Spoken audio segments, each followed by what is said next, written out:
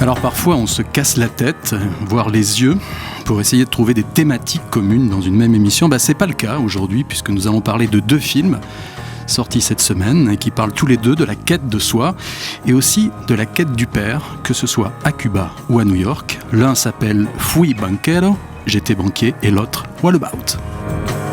Bonjour Émilie Grandperret.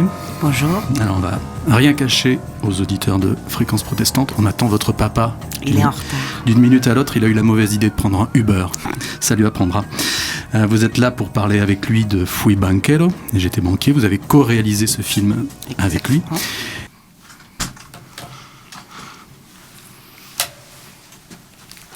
Émilie, je crois qu'on a retrouvé votre père. Ouais. On se croirait dans une émission de TF1, vous savez. C'était Pâques il n'y a pas longtemps, non? Donc on cherche, les enfants cherchent des surprises dans le jardin. Et là, j'ai retrouvé mon père. Bonjour Patrick Grandperret. Bonjour.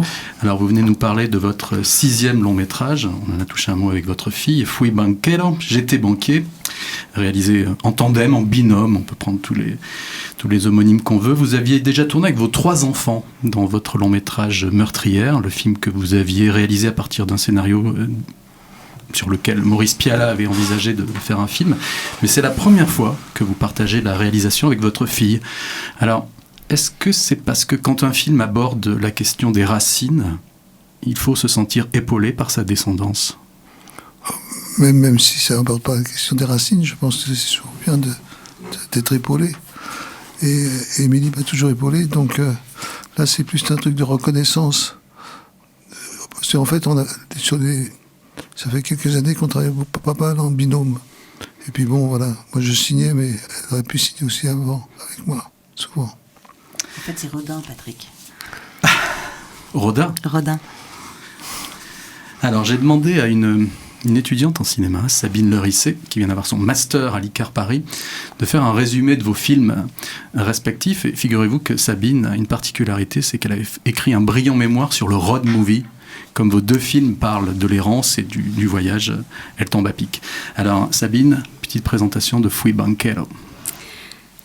Olivier est un jeune banquier en mission à Cuba. Son père vient de mourir et il ne peut assister à ses funérailles. Mais la présence de ce père l'accompagne encore. Très vite, des souvenirs remontent à la surface, l'histoire de son père lui racontant de folles histoires et surtout ses rêves, comme le voyage qu'ils auraient dû faire ensemble. Quand la banque qui emploie Olivier doit changer ses plans, la logique voudrait qu'Olivier rentre en France. Sauf qu'il s'y refuse. Il sent qu'il doit rester, qu'il n'a pas encore tout réglé à Cuba. Fui Banquero est un film sur le deuil et la quête de soi. Olivier va partir à la recherche de l'histoire de ses ancêtres qui pourraient changer toute sa vie. Le film est avec Robinson Stévenin dans le rôle d'Olivier, Pierre Richard dans le rôle du Pierre et Antoine Chappet dans le rôle de Marc. Père, Pierre, joli lapsus. On écoute un extrait. Ma mère est morte juste après ma naissance. Mon grand-père m'a dit que c'était moi qui l'avais tuée.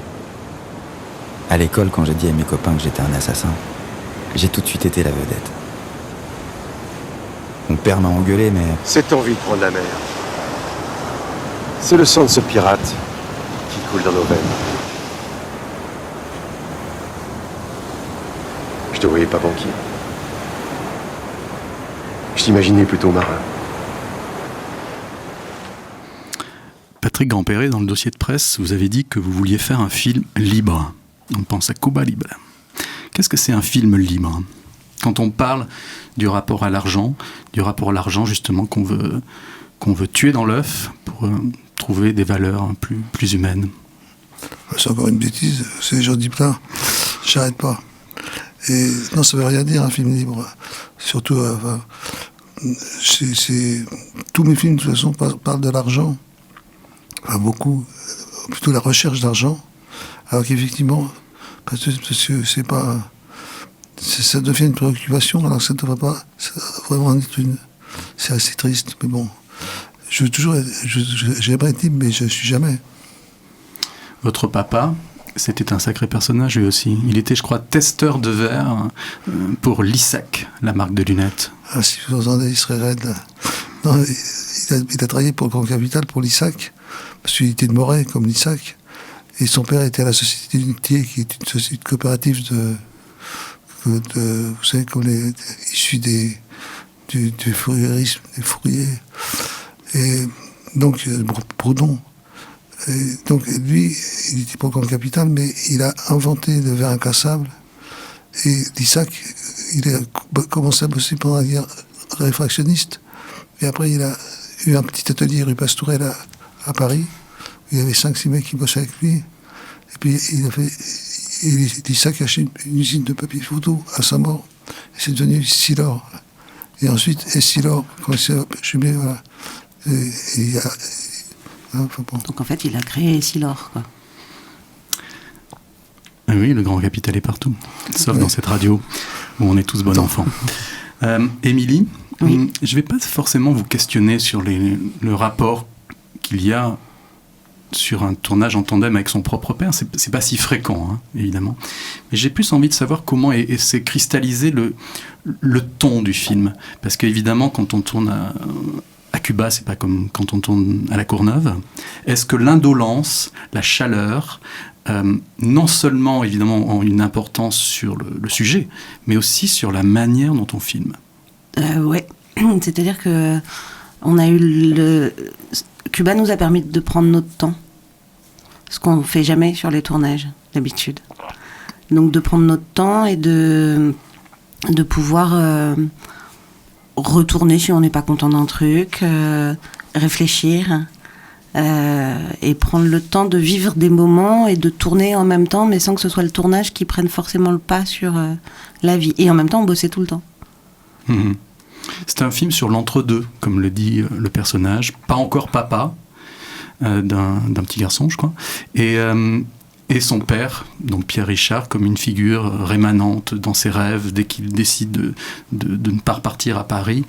Cet entre-deux-là, est-ce que le scénario lui résiste ? J'allais dire, j'ai pas l'impression que le scénario. J'ai l'impression que le scénario a été très libre une fois que vous étiez sur le tournage. Je me trompe ? Pas du tout. Non, le scénario a été très libre. En fait, quand on travaille avec Patrick, il y a cette chose où on passe le scénario, on s'en affranchit assez vite et en fait, on le questionne en permanence pour savoir si c'est vraiment ça qu'on a envie de raconter. Pour savoir si on n'aurait pas une meilleure idée, pour savoir si ce que le pays nous apporte, on ne pourrait pas l'intégrer de manière plus judicieuse que ce qui était notre fantasme initial. Donc on essaye de mélanger les deux, notre fantasme et une réalité qui nous touche à ce moment-là et dans ce moment-là. Et puis après, on part en montage. Patrick Grandperret, vous aviez déjà tourné en Amérique du Sud, au Venezuela, je crois. Non, j'aurais aimé tourner au Venezuela. Ah oui, c'est un projet qui ne s'est pas fait, oui. Et justement, j'ai tourné à Cuba à la place. Et avant, j'avais tourné à Cuba et au Chili. Oui. Alors, il y a deux jours sur Radio France, pour ne pas la nommer, il y avait le frère du Che, qui est actuellement en promo pour un livre. Et évidemment, beaucoup de journalistes le questionnent sur la figure de son frère. Et évidemment, c'est un portrait mélangé, bigarré qu'il fait de la révolution cubaine. Vous, un des amis d'Olivier, celui qui l'aide à trouver un toit, dit les gens, une fois qui veulent quitter Cuba, une fois qu'ils ont connu le monstre, ils reviennent. Il peut revenir, oui. Ouais. Ce mot est fort, monstre. Oui, c'est nous, donc. Oui, c'est l'Occident. Oui. C'est-à-dire qu'en plus, c'est vraiment, là, indépendamment de... Le même personnage, Solus, qui s'appelle Pablo dans le film, avec lequel j'avais tourné il y a 12 ans, parlait de ça. Il disait, on nous parle de révolutionnaires, mais nous, on est nés. Eux, ils sont nés, la révolution était déjà faite. Castro était déjà au pouvoir depuis longtemps, donc ça ne veut plus rien dire.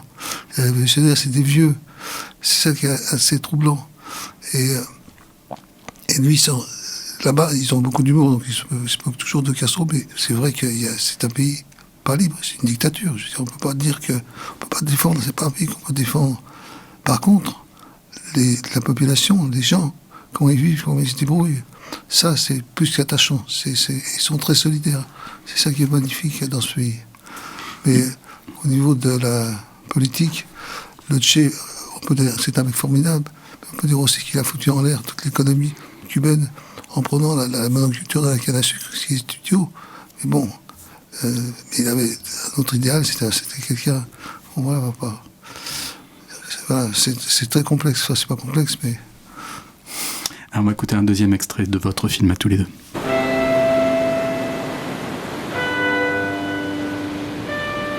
fils n'existe pas encore. Mon père n'est plus là. Entre les deux, je ne suis qu'un relais, sans véritable existence, comme en état d'apesanteur.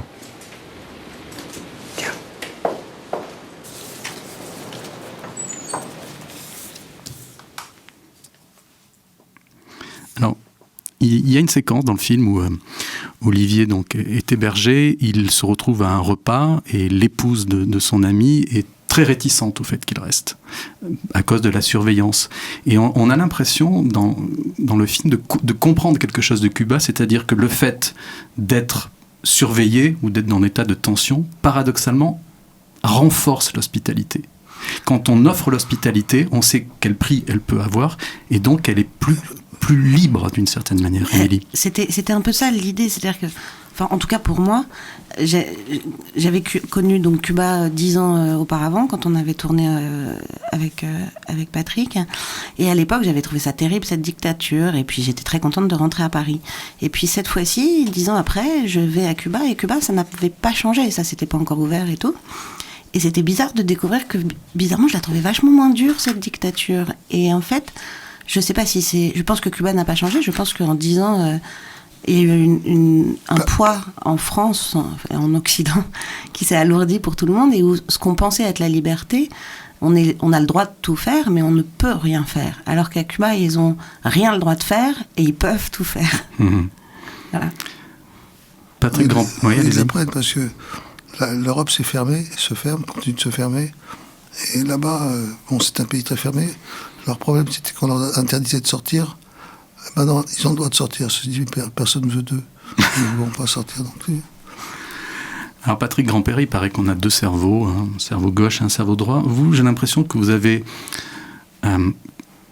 deux paires, deux manières de voir la vie.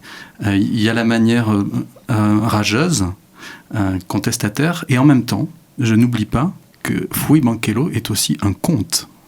Il y a la dimension conte qui était dans l'Enfant Lion, évidemment, et j'ai l'impression que tout votre art est un mélange d'indolence, le mot que j'employais tout à l'heure, et de vigueur. Et là, le conte, il y a un conte qui est parallèle à la description du monde de la finance. C'est très gentil. C'est tout ? Non, c'est gentil, mais on peut dire aussi que je suis feignant ou en colère. Vous savez, le problème de... on peut dire aussi que dans ce film, il y a deux films, c'est pas vrai. C'est vrai que pour moi, c'est les mêmes aspects. Et non, c'est très troublant quelle que soit la situation, je trouve qu'on est toujours confronté à l'enfance. Et là, d'un seul coup, les quatre garçons se remettent ensemble comme si c'était comme des mômes. Excusez-moi, c'est la voix qui... Ouais, c'est très beau. C'est très beau. Non, vous êtes comme votre personnage, en recherche. On va écouter un troisième extrait de Fouy Banquelo.